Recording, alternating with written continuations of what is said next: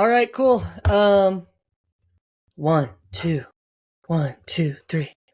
All right, hey everybody. Welcome to the Wandering Home podcast. I'm your co-host. My name is Tyler, and I'm talking to the one and only host of the podcast, Kevin Well, Mays actually, that's today. not true because you're co-hosting it. Yeah, I just opened up an episode. Yeah. Well, I mean, I consider myself to be like. Have you ever seen Austin Powers and Goldmember, like with number two or Oh, whatever? okay. So you're number Yeah. two. I think that we could come up with some Are cool you stuff around saying that. that I'm Dr. Evil because I'm bald? No. It's because I'm short. Oh, okay. Okay. All right. So, hey, everybody. This is the Wandering Home podcast. My name's Tyler. That's Kevin. What we're going to do here in this podcast is we're going to talk about people's, I could like to say, stories of faith, and just the people are going to talk about how they have taken their life experiences and their faith has kind of evolved around that. And so today we probably have one of my personal favorite stories, which is Kevin's kind of, how do you say it, Kev? Last 7 years or Yeah. so? Yeah. It's been great. Yeah. Do you have really any has. do you have any last words? Yeah. Do you want to say anything before you bare your soul to No. the microphone? Okay.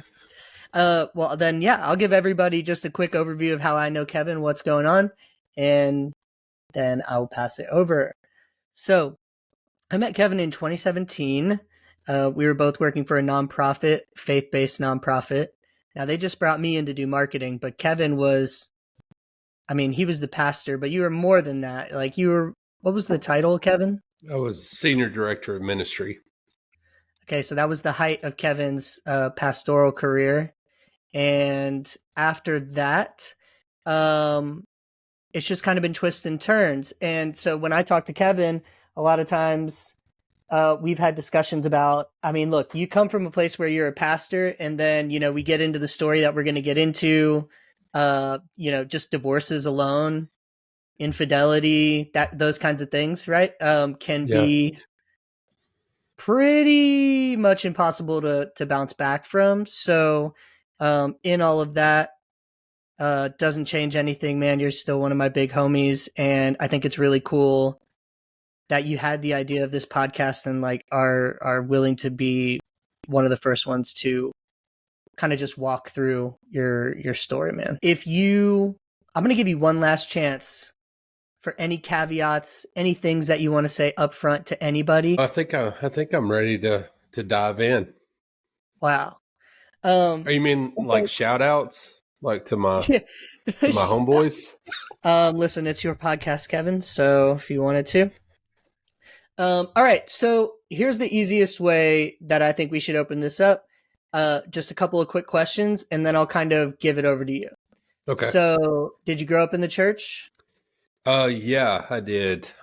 What grew church up Southern. was that? It was Southern Baptist, North Alabama. It was kind of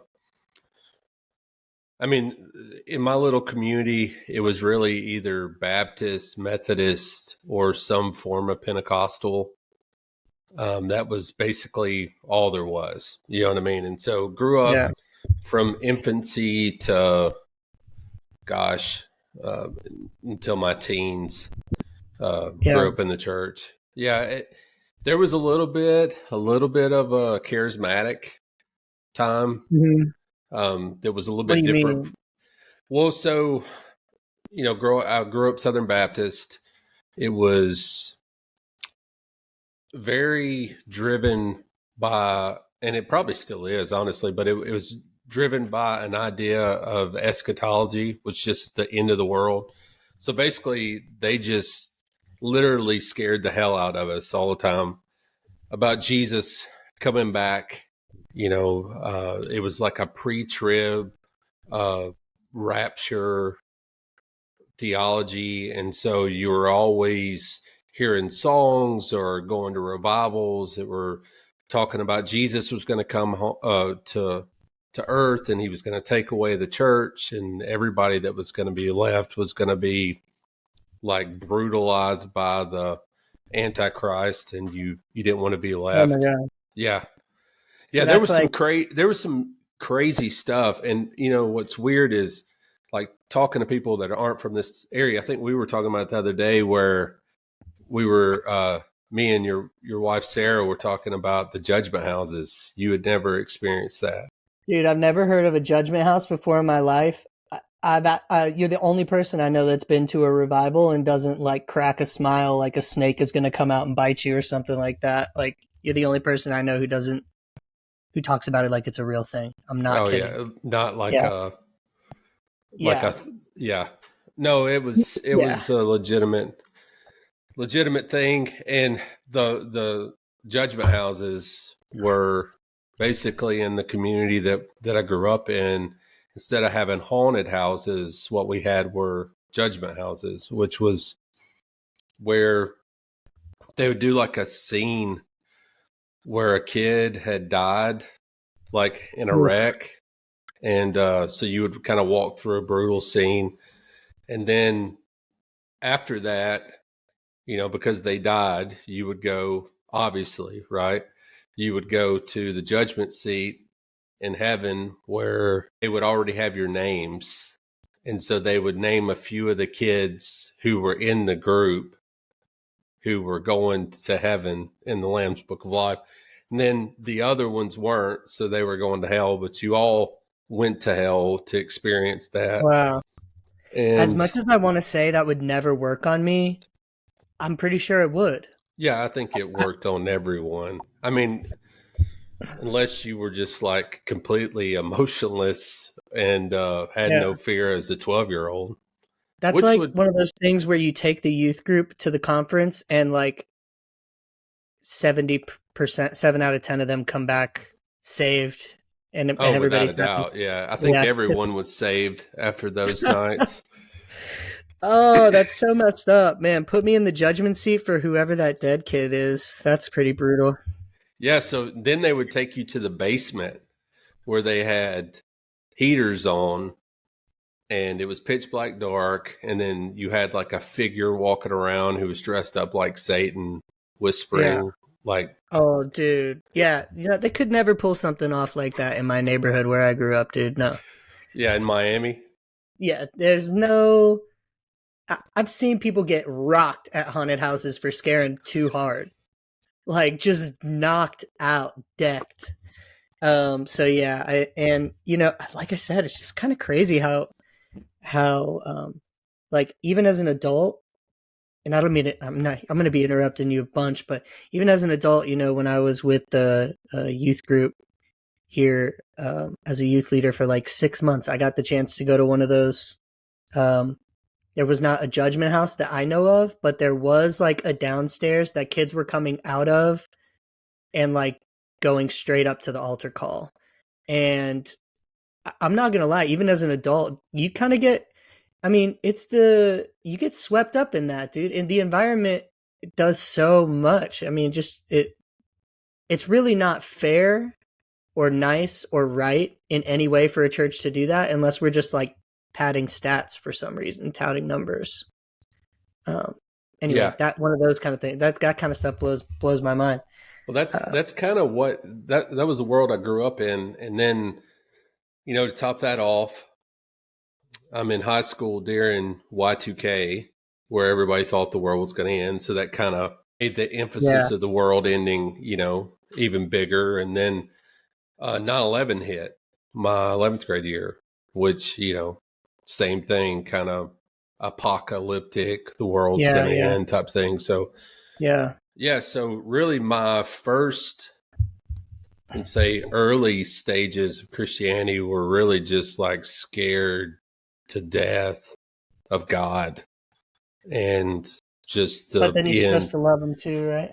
Yeah, absolutely. And so then kind of fell away from the church in my college days, as a lot of kids do. Most kids do.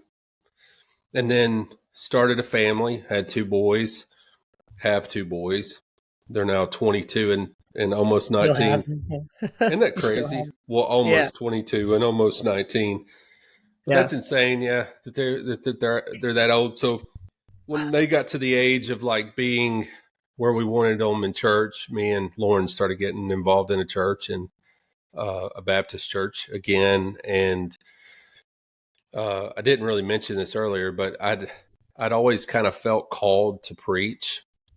And I don't know, to be honest with you, looking back on that now, there were some things that make me think that it was a calling, because some unique things happened that put Mhm. me in some of the circumstances that I was in. But I don't know if I was just like wanting to be on God's A team. You know what I mean? Like just trying to do as much as I could Yeah, for he's him. finna And come get you no matter what. You better be scared, Kevin. yeah, so Yeah. I think, coming from that, I really was not theologically deep at that time. I mean, I read the scriptures a ton as a kid and tried to understand it as much as possible, but there really wasn't any theological depth, in my community at the time. I mean, maybe some pastors were, and I was just too dumb to catch it at the time. I don't know, So too what naive. was so okay. What was church like then? I mean, so I would venture to say most churches probably lack theological depth. Just the community of it is not really about like there's like a very few small subsection within the church that maybe is into getting down on studying and like having those deep talks, but I feel like for the most part it's like go there every week, hang out with the people, and not really about the theological depth. when Yeah, when did you think so that you needed to like get into that? Well, like, early, man, it was, I was like the weird kid. Um, my mom and dad will tell you this, like if you ask them, but I was the kid where like everybody's, thinking about kid things. I'm like, is there a God? Like, and they'd be like, what in oh the world are you, asking that? And I was yeah, probably 8 or 9, started to think about those type of thoughts. And, so I really knew I needed a theological depth that young, not really because I was interested in it, but it wasn't like a hobby. It was more like I need to know what in yeah, the world's going on, around me. So yeah, I would say our community was really two like extremes, honestly. Well-meaning people, God love them, they're great people, but like there was a few churches that were deep, and then mhm, we were just kind of country people from a small town in Alabama that, yeah, some of the pastors were really, they didn't go to seminary, they didn't go to yeah, college for, so it was just kind of what they were reading the Bible and kind of getting their own yeah, ideas about it. It was kind of a free for yeah. all, kind of the I Wild always West. felt that way. I always felt that way. I can't say it anymore. So my grandpa was a pastor, Southern Baptist, and there were so many times I remember being young in church and thinking, like, this is just what this dude is saying, but we don't know if any of it. We don't even know if he's interpreting this the right way.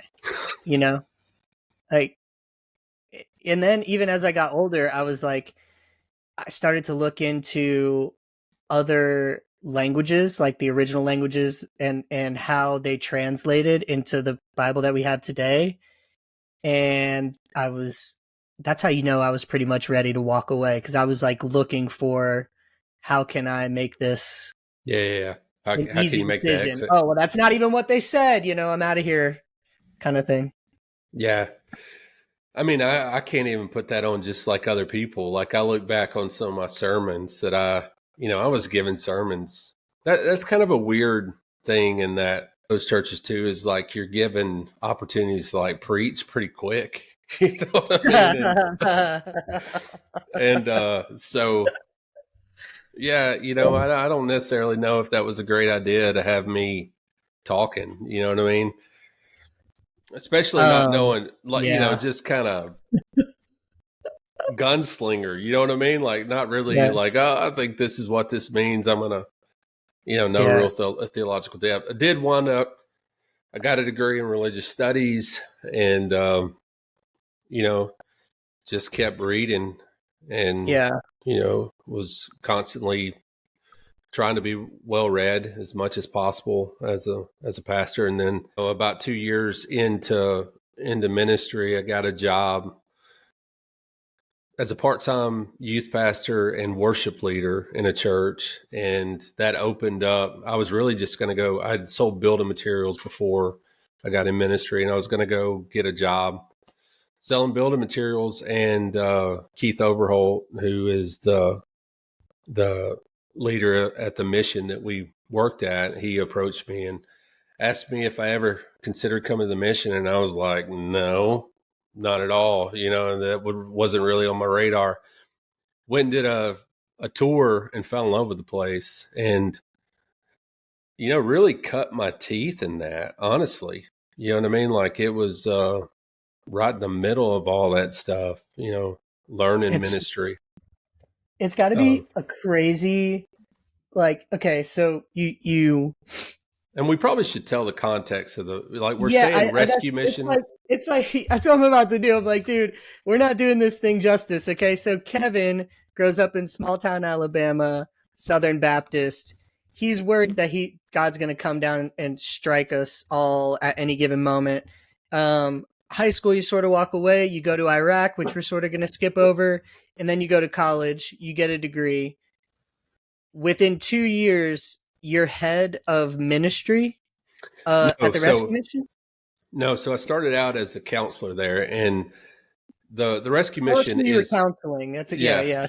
It's exactly. I'm a counselor. And what's funny is, man, this is kind of a weird story, but there were, well, I don't even know if I can say it, but there were a lot of things that I was counseling that were crazy. And, just, guys that needed help. And I was just 20, I think I was 27 at the time, man.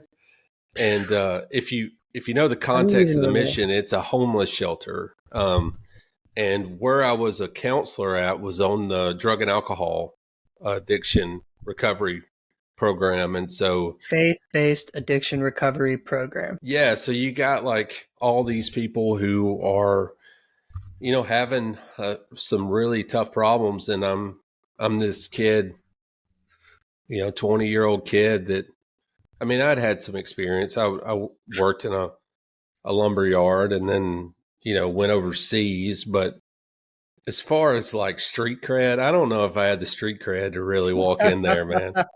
You know what I'm saying? I think I quickly got it, but walking in there, I know I was probably shell shocked. You know what I mean? And can you imagine? Almost anybody would be. Think about this.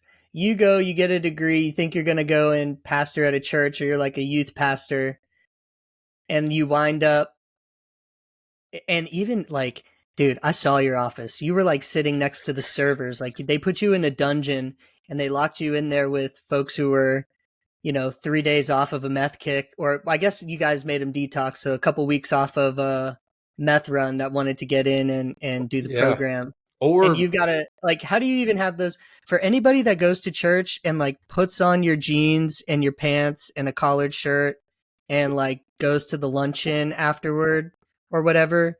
This is not that at all. Yeah, no, it's not. Not even close. This is the opposite of that.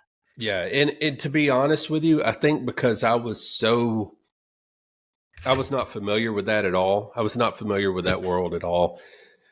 That as I got familiar with that world, I viewed the world from a very different lens before I got to the mission. And then when I got to the mission, started understanding poverty and racial discrimination in a way that I had never seen it before in my life. And, I'm this white guy, from North Alabama that is all of a sudden just dropped in the middle of this, little world that all these problems are affecting people.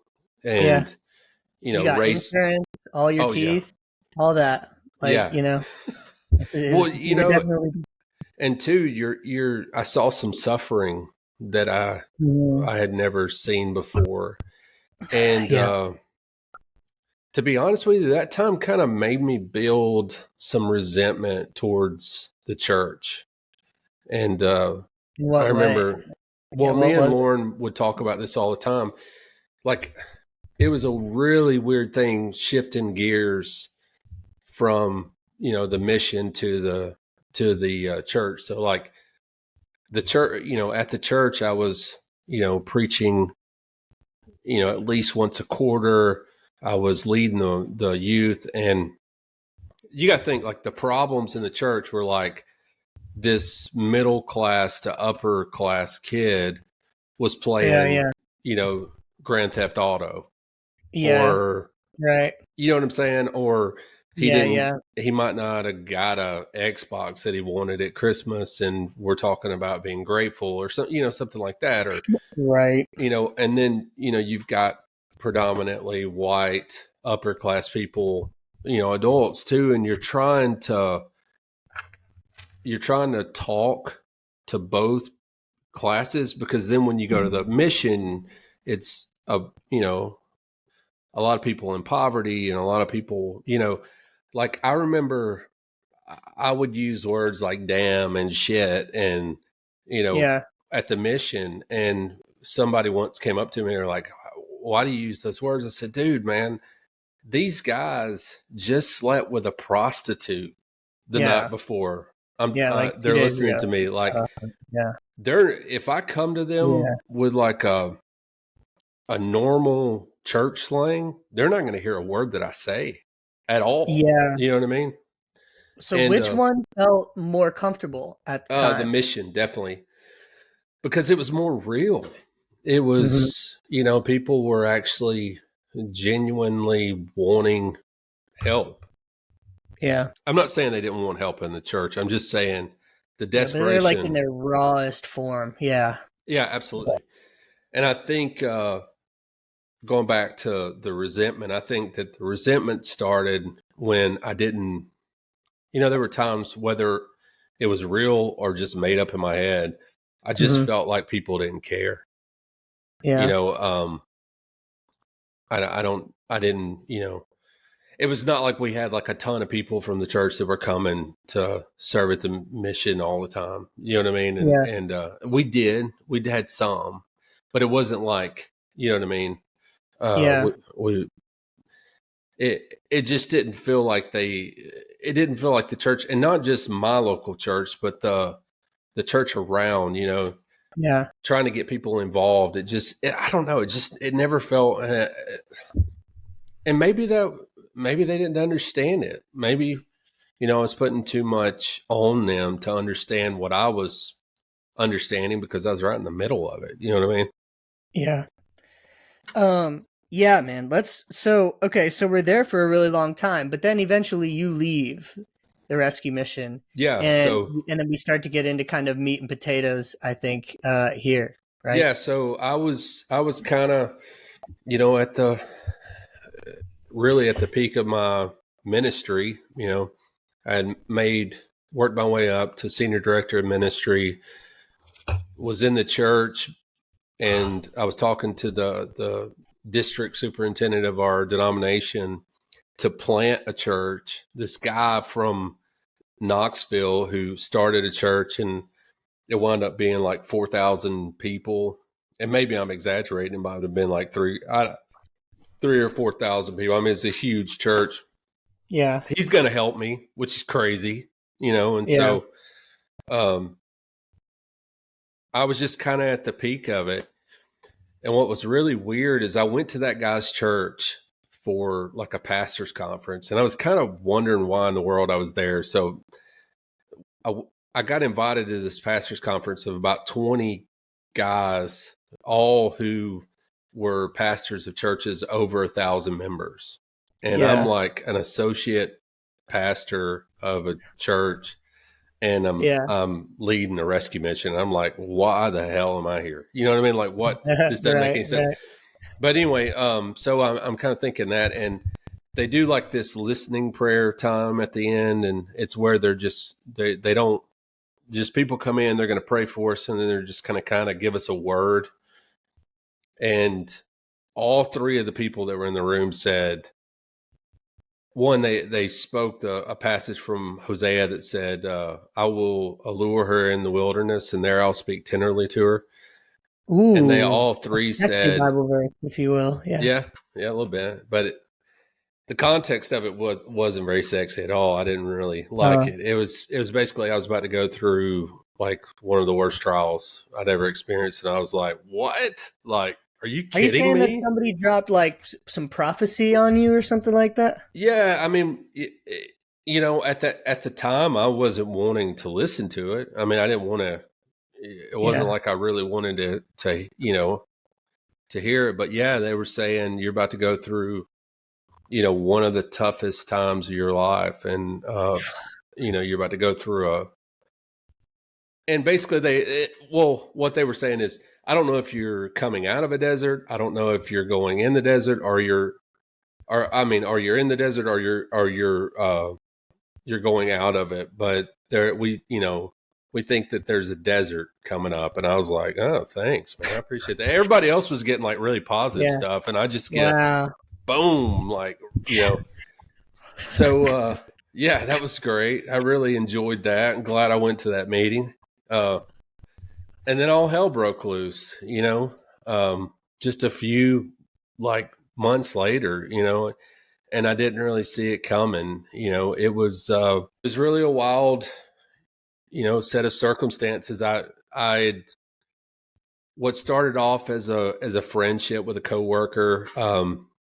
Basically, me and Lauren, we were raising two boys who were teenagers, early preteen, teenage years.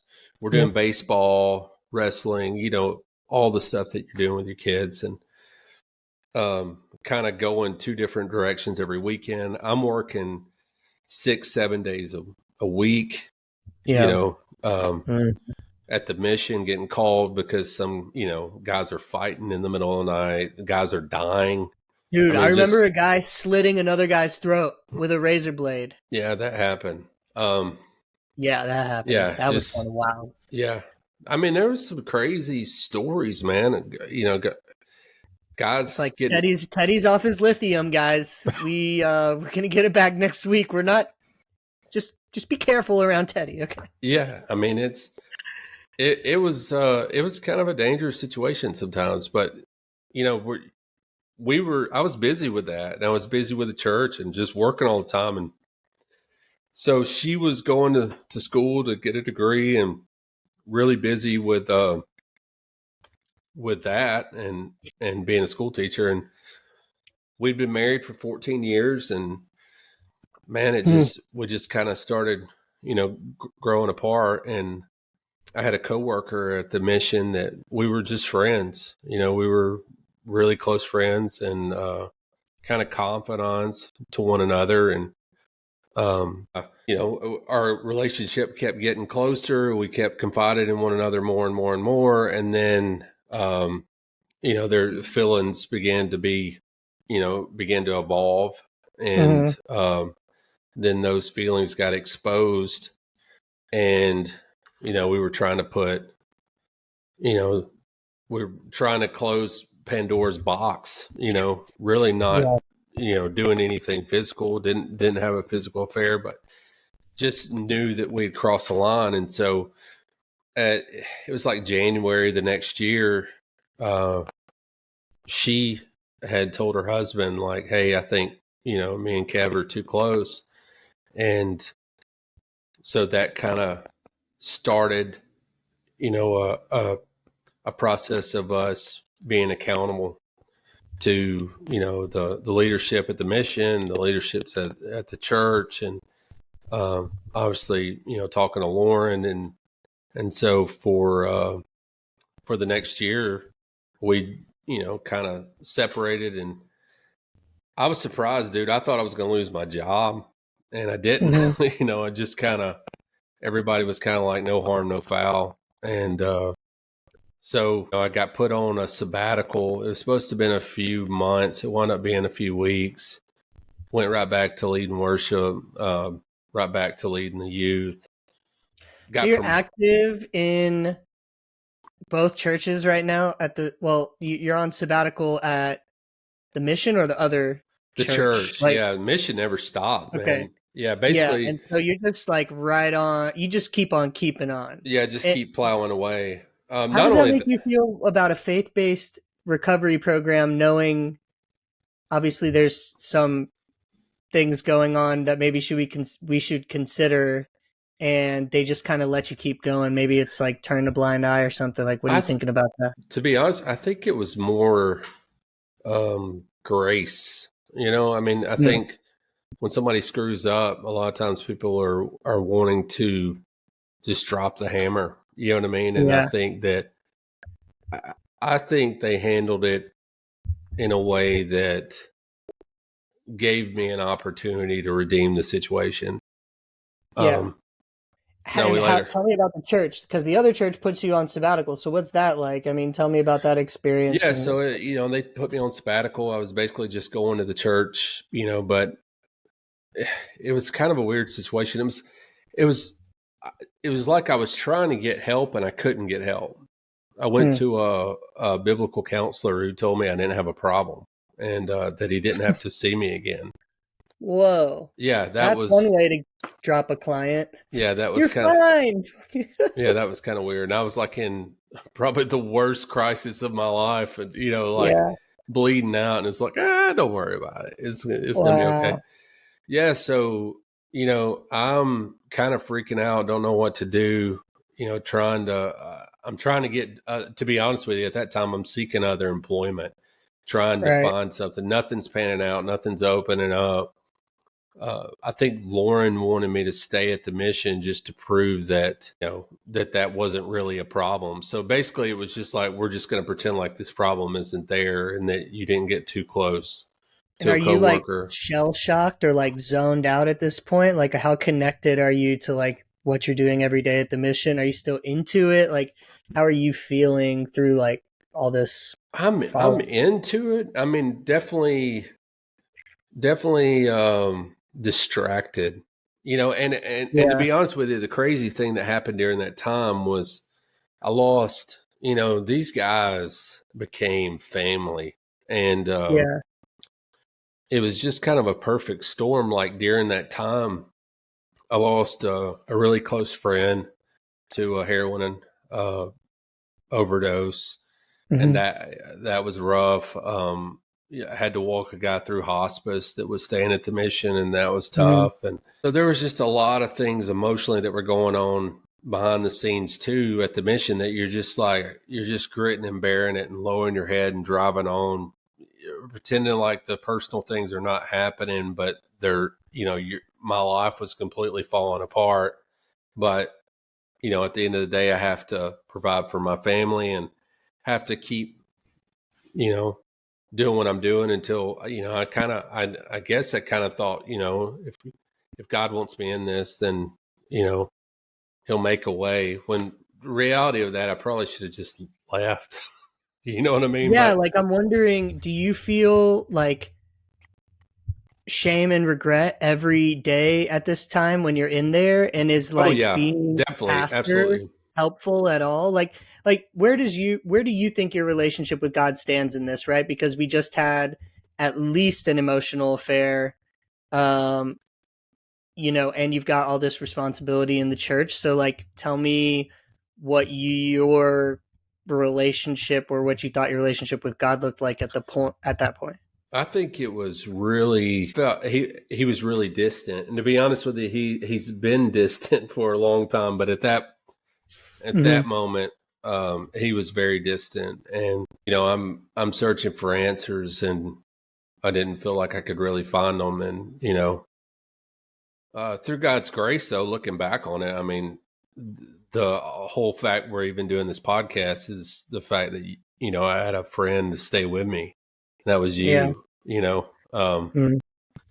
Which is crazy because I looked up, through all of this, and a lot of guys left, and you never did, which is, just it was crazy how that Yeah. happened. So, but yeah, it was definitely distant. The relationship was strained. Obviously, my Mhm. marriage was strained. I was trying to get Lauren to go to counseling, and she would mention it. And maybe we'll have her on the podcast. She actually said that she would be Mhm. willing to talk, but she at that time didn't want to go to marriage counseling where we probably needed it, a lot. And so me and my coworker just, basically separated. And then the fall of that following year, we were really a good duo together. Like we were able to, give a lot of exposure to the mission, bring a lot of money into the mission. And so together. And so, I love how I get no credit for any of the money that was brought into the mission. That's a sidebar. You can edit that out. well, so, well, you did a really good job Yeah, in yeah. the, Keep going, Kevin. Keep going. so Tyler was actually part of the development team at the mission and helped to raise funds to take care of all the people there. And he did a really good job there. Thanks, Um, Kevin. but my job as the senior director of ministry really worked with that team. And so basically I was told I needed to work with them again, or, or I needed to find another job. And so we This started. is so. I think we can say fucked up on this podcast. At Yeah. least it's buried 40 minutes into the episode, but it's so crazy to me that like the biggest transgression is not the actual point of admitting that there was wrongdoing, and then on top of that they'll put you back together for the good of the mission. And then later on, do you get fired like after the divorce? Doesn't the divorce, sorry if I'm skipping ahead, but don't you, when they find out you're getting divorced, don't you get, No, no, no, there's an no. exit? I No. left. I Okay. left. I finally had a job open up, and so I left. Mhm. But yeah, yeah. So they decided that we needed to work together, and it just that unraveled pretty quickly because, as you know, we No kidding, already huh? had expressed, feelings and emotions, and tried to do it from a platonic friendship side, but it didn't go that way. And so Dude, it never does. Sorry, that's yeah, and just so so crazy. Yeah. there was a lot there. Really, we really did keep it as friends for a long time. I mean, for months. What happened though is like maybe 5 months later, my older brother started having some health problems, and so I had to go stay with him for a while just to make sure he was Yeah. okay. And he that opened up the opportunity. And then Right. we got to, I was out of the house, we were able to meet, and then we had an affair. And at that point I'm like, I've got to go, like I'm running. And So now how does the God is going to smite me at any second playing against how you feel, because that's at its core, right? Like at your core you have I this fear, dude, I think I and was in then a I think I was in a fog. I yeah, don't know if anybody can really, like, anybody that's ever been in that situation before probably understands what I'm saying. But when you're in like, just, it's almost like you're in a war. Like you can't process yeah, anything that's going on you're not around really you. registering, yeah, No, all you're not. And so even the fear and all that, I mean, I'm pushing it down, and you got to think at this point, like, I'm doing some really, really, really horrible things as far as breaking up my family. And I'm not right, thinking about any of the repercussions of that. And I'm blaming Lauren for everything. And, knowing that I'm yeah, having a secret affair, it's just yeah, sinister. Really, it really yeah, is. And, tried to get her, try to make it out like she was to blame for it, when the reality is I was the villain. I was the one that was to mm, blame. Where it actually hit me was like months later. And there were a few times, probably the first, man, I'm gonna get emotional, but And skip it if you want. no, I think it's important. Like the first Christmas, I can't even imagine. Yeah. you don't think about that stuff, but you're just you're away from your kids. Oh, God. Yeah. Yeah. And you've got all these family traditions and all these things that you've built for years, and they're all, and that night I just lost it. Mm-hmm. There was another time where Lauren had divided up all of our photos, like our vacations and holidays and stuff, and I'd went to go pick up the boys to stay the weekend with me, and she had handed them to me, and I opened it up and saw those, and I just melted in the floor. That was horrible. And so I started running. Was you about to ask something? Yeah. What were you about to ask? I was going to ask, so in like our most desperate times, most people run to the church and run to God. And so now we're talking kind of like the height of, everything is going down for you. But do you have like a church to run to? I mean, if you're not working at the church and you're not working at the mission, and like, what's that like for you? Well, I'm trying. And I think that's the problem with having like a public failure is, I mean, it was on me, you know what I mean? And at this point I'm, got my hands up. You know what I mean? This is, it's on deer in the headlight. Yeah. Yeah. You got me. Yeah, you got me. And I am trying to run, and there wasn't, I was going to a church, a pretty large church in Huntsville, and had taken the advice of a guy, told me just to go to the head lead pastor and just be honest with your story. And so I went. I tried to go to him. He didn't meet with me. He wound up getting me to meet with his associate, and basically told me I couldn't come to a small group. They had to watch me for a while.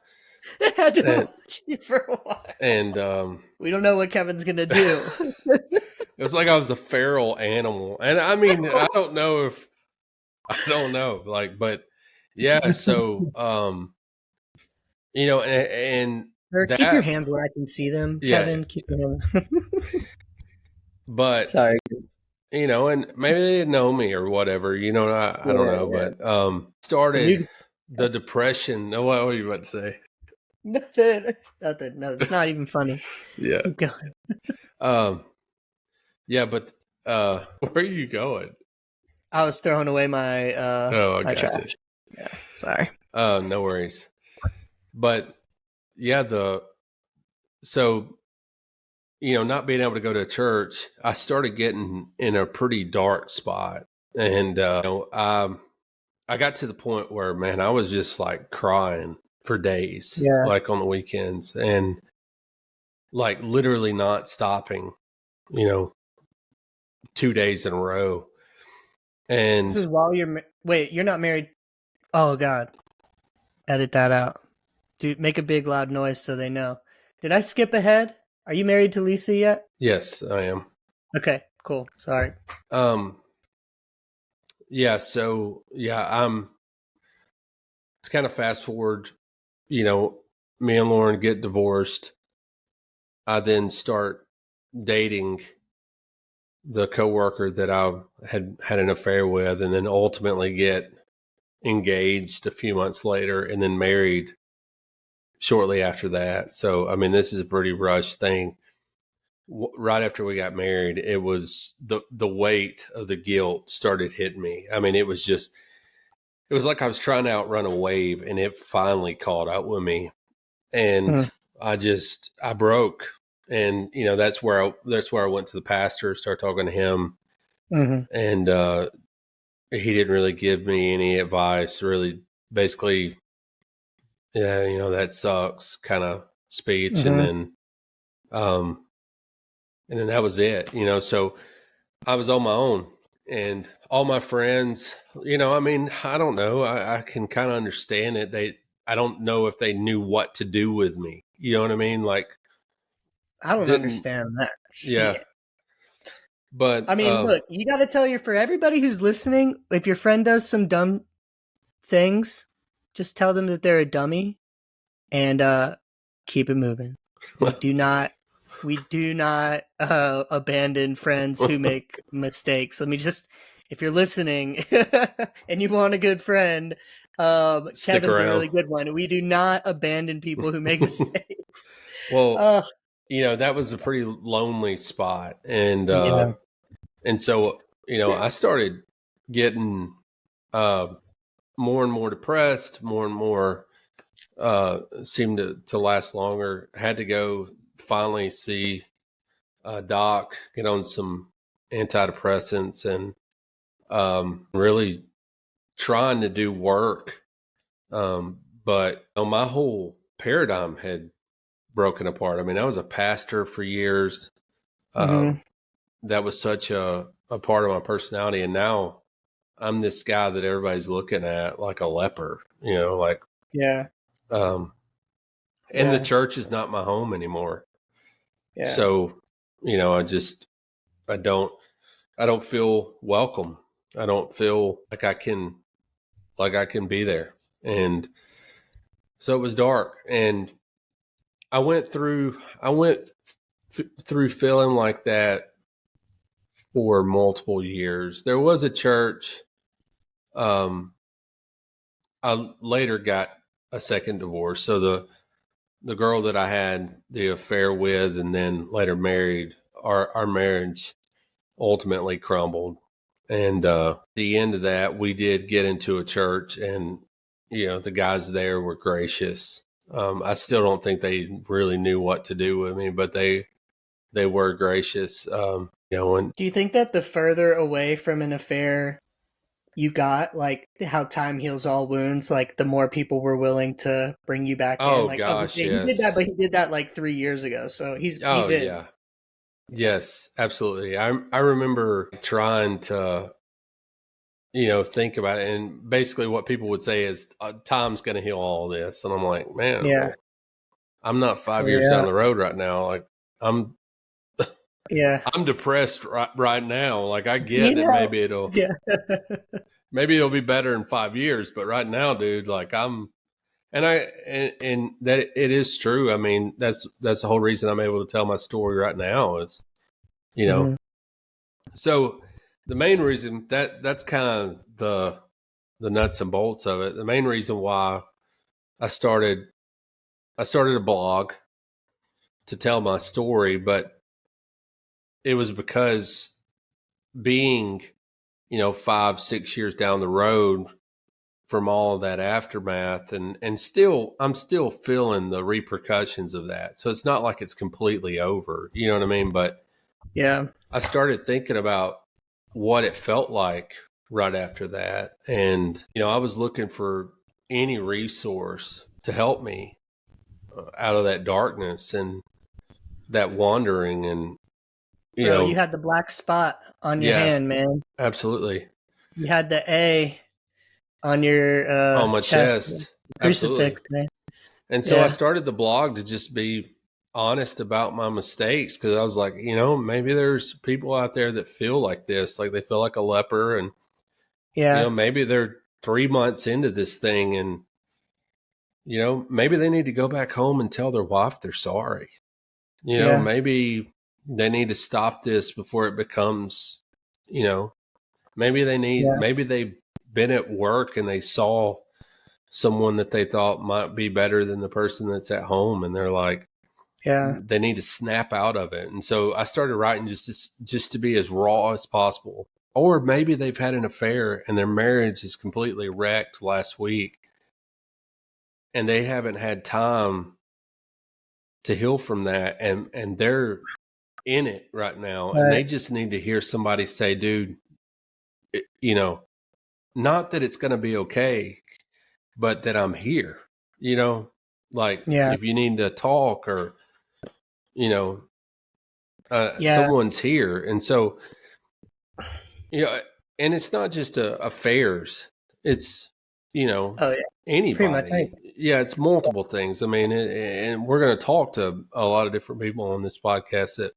have not experienced, you know, it might not be an affair, but it might be an abortion, or it might be whatever, getting pregnant, you know, Yeah. outside of marriage, or whatever the case may be, that's not socially acceptable. But now it seems like it's one of those things that there's no fixing it. You know what I mean? It's like one of those permanent things now. It's not going to go away. And what do you do with those people when they get Yeah. messy? And Yeah. that's what this is about. It's about messy people knowing that they're still loved, and Yeah. that we're still I here. think it's a big yeah, for me I always think like, the church is all about grace and all this kind of stuff, but then as soon as anybody does anything sort of deemed taboo, it seems to be really hard to find somebody to support you. Like if you just start working 9 to 5 and you're really pissed off in your marriage, but you're still married and you're boring and you have nothing to talk about, you're probably going to be all right in most church circles.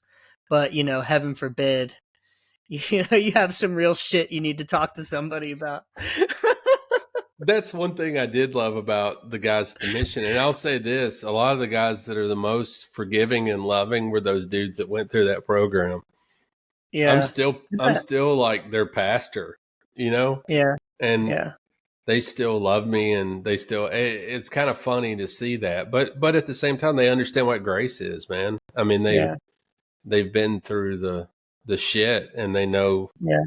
that Jesus, that, to be honest with you, it's kind of crazy. They actually know who Jesus is. Like, I mean, Mm, like when you actually look at the pages of scripture and who Jesus was, he wasn't with the guys who had it all together.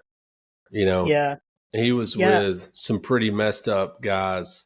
I'm not saying we should be those guys. Like, I hate the story that I have. You know what I mean? Yeah, But I love the fact that I have a savior that still loves me, you know, yeah, even in that. dude. Tell me more. Okay, so let's jump into, because you've been playing with. I don't even know if I can say playing with Catholicism anymore. I don't know how deep in we are there, but like talk back about like basically where you're at now with faith and God and all that. I think that'd be a cool way to wrap. Yeah. So, and I guess we can even go, this is probably going to be a lot deeper conversation than maybe for a different talk too. But I was confirmed Catholic on St. Patrick's Day, which is awesome. I had gone through classes for about a year, and just really felt a draw to the church, and got invited to go with a friend, and now is my partner. And yeah, it was just a really good, I don't know, it was a focus on the work of Christ and what he had done for us every single mass. And there was something comforting in the prayer times, and Mhm. the, you know, Mm.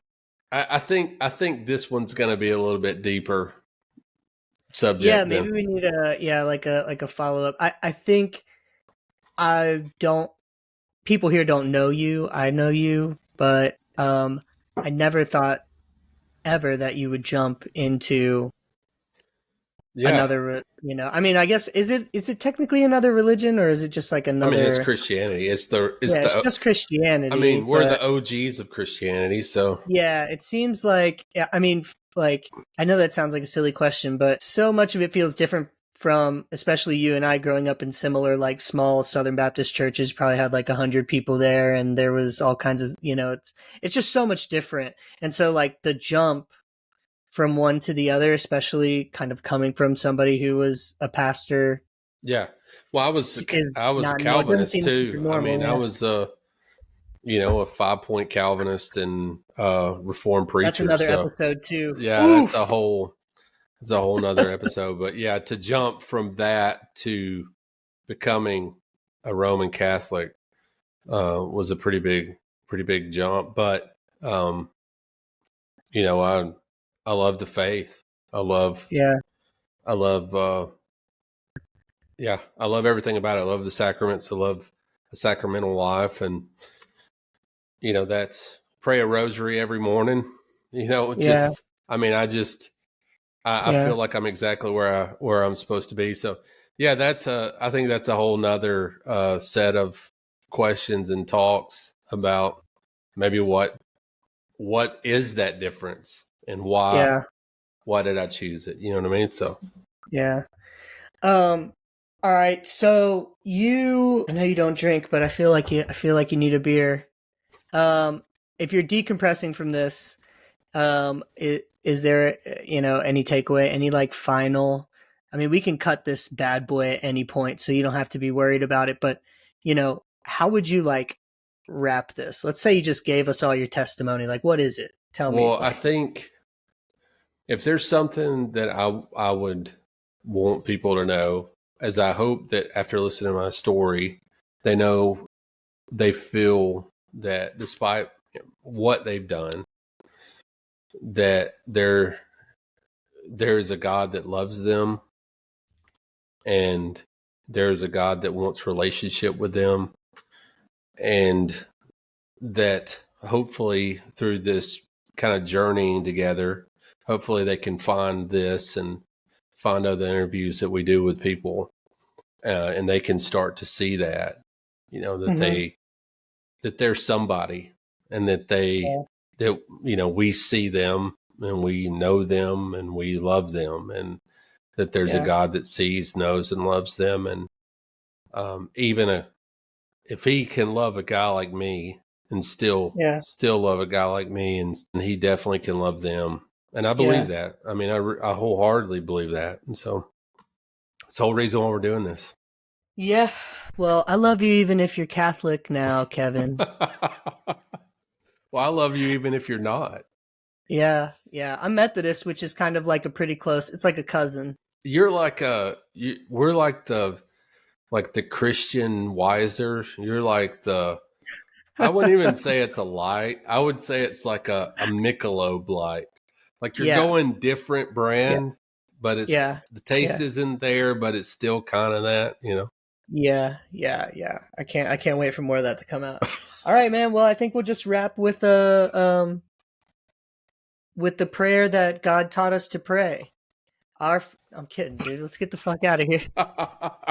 Thanks for doing the interview, man. Let's All end right, the man. record. All right, see you.